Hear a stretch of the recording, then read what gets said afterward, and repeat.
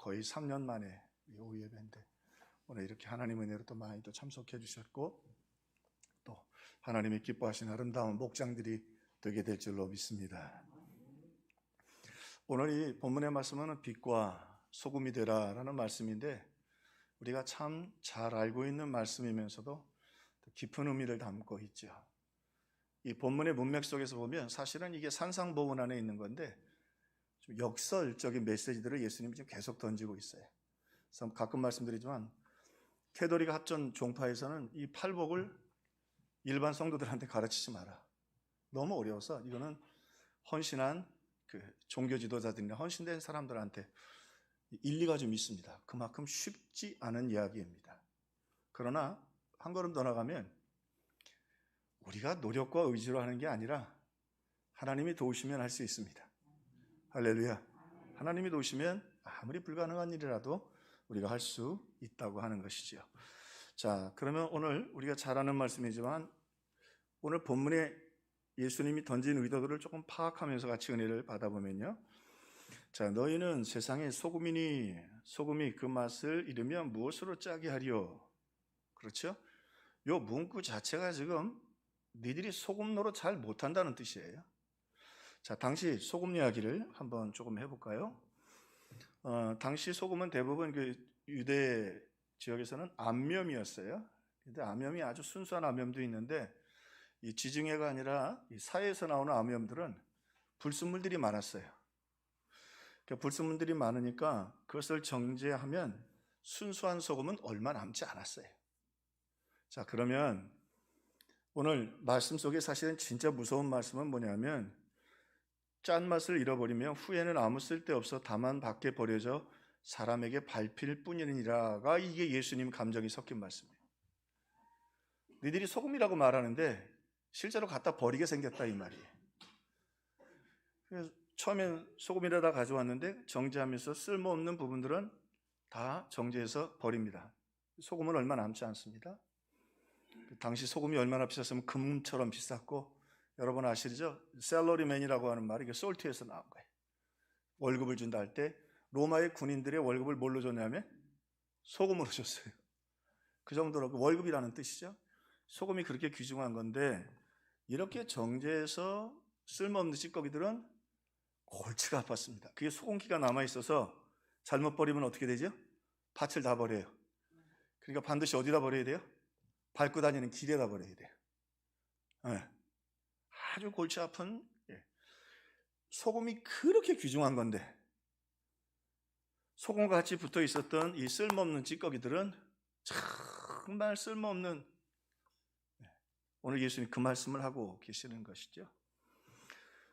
그러면서 우리가 한번 생각해 보면서 어쩌면 이 코로나가 하나님이 우리를 소금으로 정제하는 과정이 아닐까.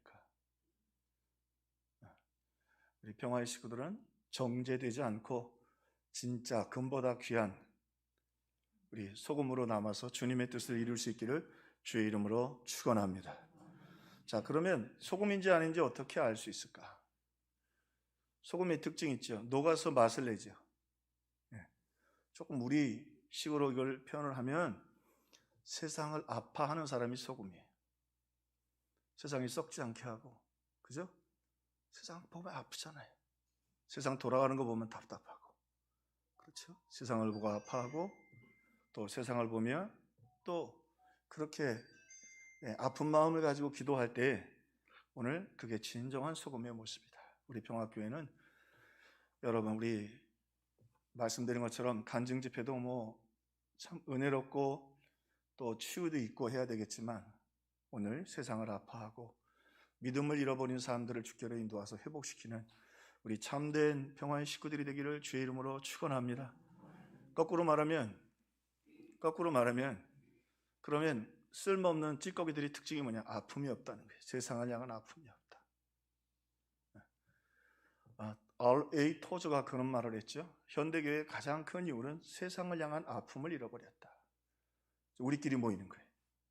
우리끼리 즐겁고 축제하고.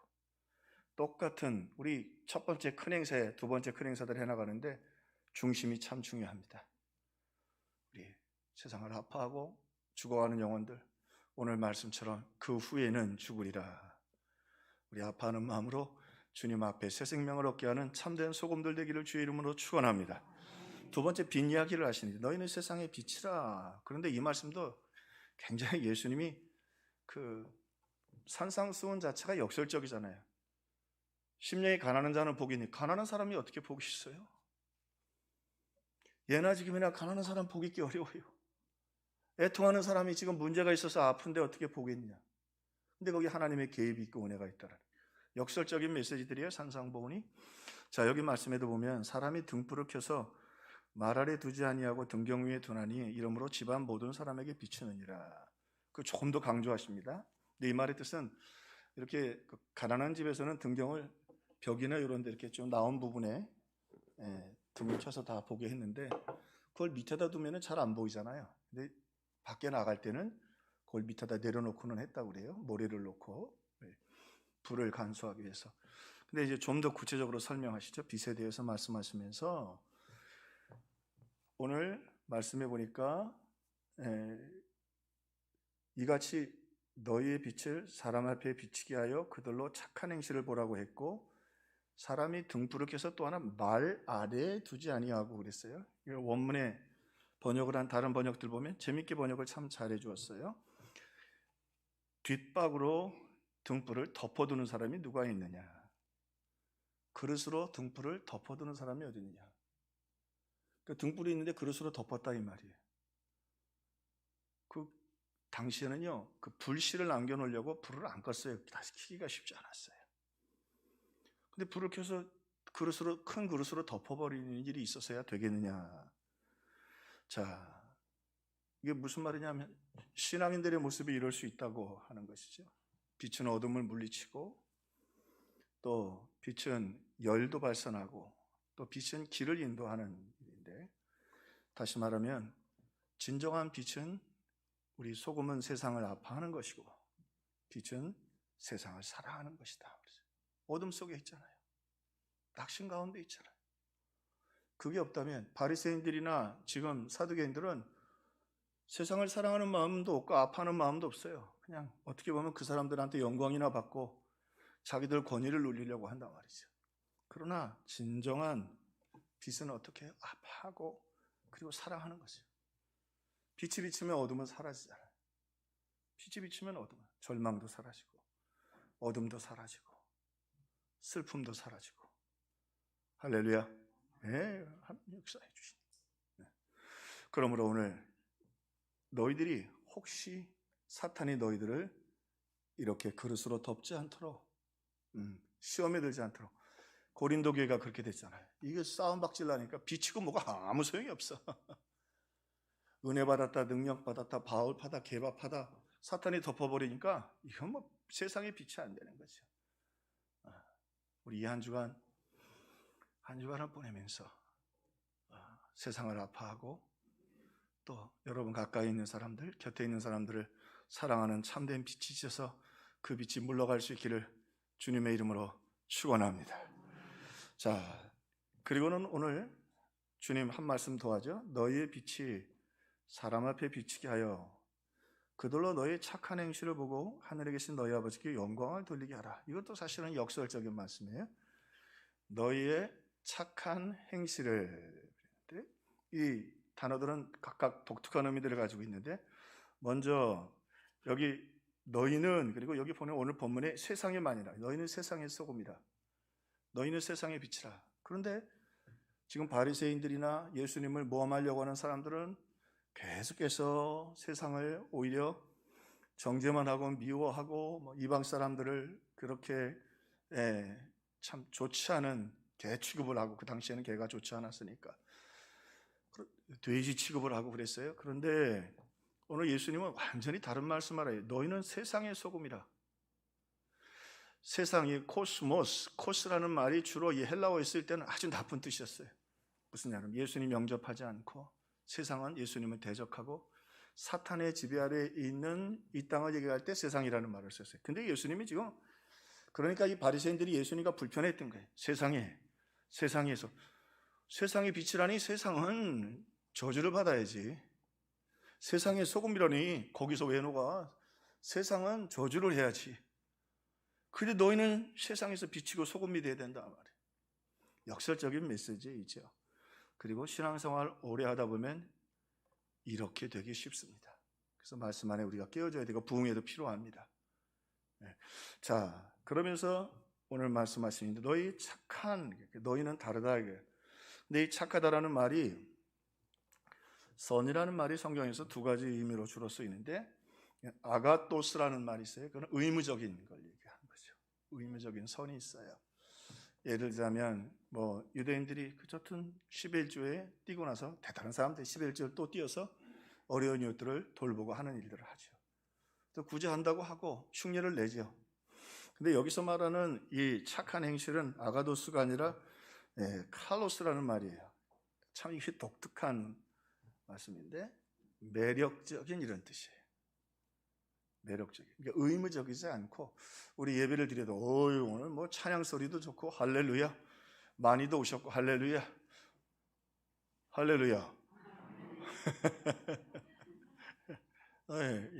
점심에 떡도 맛있었고 할렐루야. 어쨌든 그게 매력적이라는 말이에요. 근데 오시긴 하셨는데 절반 이상이 졸아. 이건 그냥 이거는 아가도스예요. 칼로스가 아니라.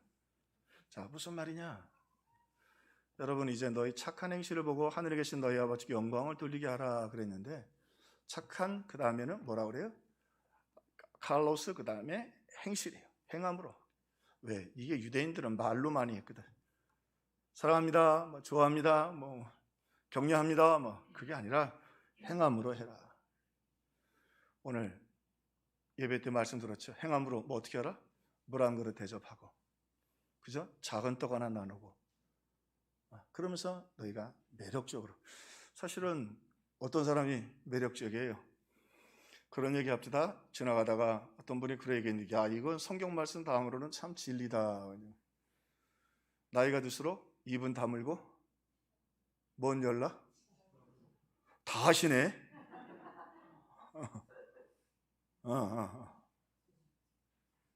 입은 다물고 지갑은 열라. 의미 있는 말이에요. 오늘 이 말씀이 그런 뜻이에요. 참 하나님 말씀은 하나하나가 다 틀어짐이 없지요. 너희는 세상과 다르다. 너희의 착한 행실, 매력적인 행실. 매력적인 행실은 뭘까요? 사랑하고 나눠주는 거죠. 섬겨주고 필요한 것을 공급해주고. 참 하나님 말씀이 귀합니다. 그렇게 너희의 착한 행실을 보고 하늘에 계신 너희 하나님께 그들이 영광을 돌리게 하라. 이 말씀도 너희들이 영광 돌린다고 하지 말고 저 세상이 하나님께 영광 돌리게 하라. 뭘 보고? 너희 착한 행실. 그 착한 행실은 뭐예요? 먼저 세상을 아파하고 세상을 사랑하고 세상에 녹아져서 그들을 섬겨주어라. 그런 의미에서 오후 예배가 참 필요하고요. 그렇습니다. 이제 우리 오전 예배에는 은혜 받는 것 중심이라면 오후 예배에 모인 분들은 어떻게 섬길 수 있을까? 할렐루야. 또 우리 목장이 있는데 목장이 다 세상에 녹아져서, 목자가 왜 필요하죠? 다 흩어져서 거기 가서 섬기는 거죠. 혼자 하기는 어려우니까 함께 기도해주고 함께 들어주고 함께 사랑을 나누고. 할렐루야.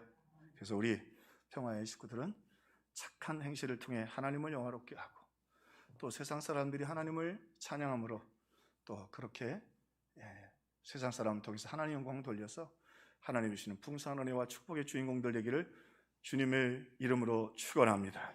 축원합니다. 우리 찬송 우리 같이 하고 잠깐 기도하는 시간 갖겠습니다.